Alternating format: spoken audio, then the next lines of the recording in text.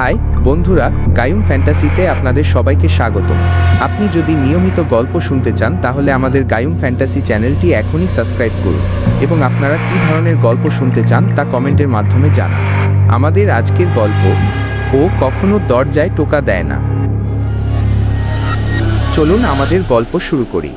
এই ঘটনাটা বলতে আমার হাত পা কাঁপছে, কারণ আমি জানি এটা পড়ার পর ও বুঝে যাবে আমি বলেছি।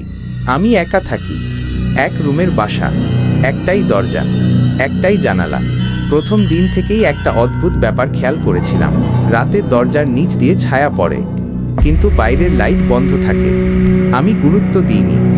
তৃতীয় রাতে ঘুম ভেঙে গেল, কারণ কেউ আমার ঘরের ভেতরে হাঁটছিল, খুব ধীরে, পা টানতে টানতে। আমি চোখ খুলিনি, কারণ আমি জানি যা চোখে দেখা যায় না সেটা দেখা উচিত না। কিন্তু তখনই কানে একটা ফিসফিস, ঘুমাস না। আমার শরীর শক্ত হয়ে গেল। আমি নিঃশ্বাস আটকে রাখলাম। কিছুক্ষণ পর শব্দ থেমে গেল। আমি ভাবলাম শেষ। ঠিক তখনই অনুভব করলাম আমার বালিশের ওপরে কেউ বসেছে। বিছানাটা সামান্য দেবে গেল, আর আমার কানে খুব ধীরে বলা হলো, তুই জানিস আমি কোথায় থাকি? আমি কাঁপতে কাঁপতে ফিসফিস করে বললাম, না। ও বলল, তোর চোখের পেছনে। আমার চোখের পাতা আপনা থেকেই কেঁপে উঠল। হঠাৎ ওর আঙুল আমার চোখের পাতার ওপর চাপ দিল, ভেতর থেকে।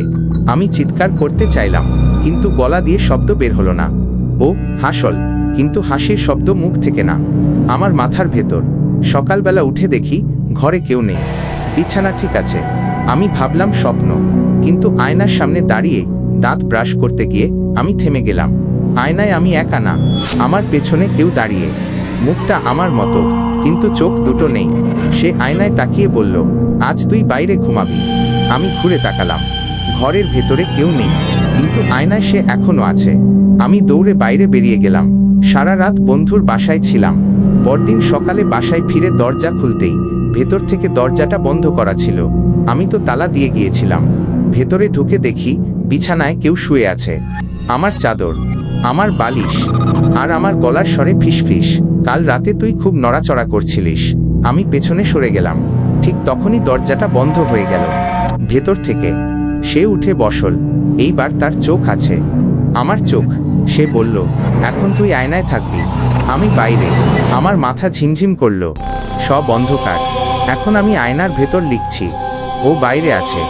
যদি আজ রাতে তুমি আয়নায় একটু দেরি করে তাকাও আর দেখো তোমার চোখ 1 সেকেন্ড দেরিতে নড়ছে, ভয় পেও না, ও শুধু নতুন কাউকে খুঁজছে।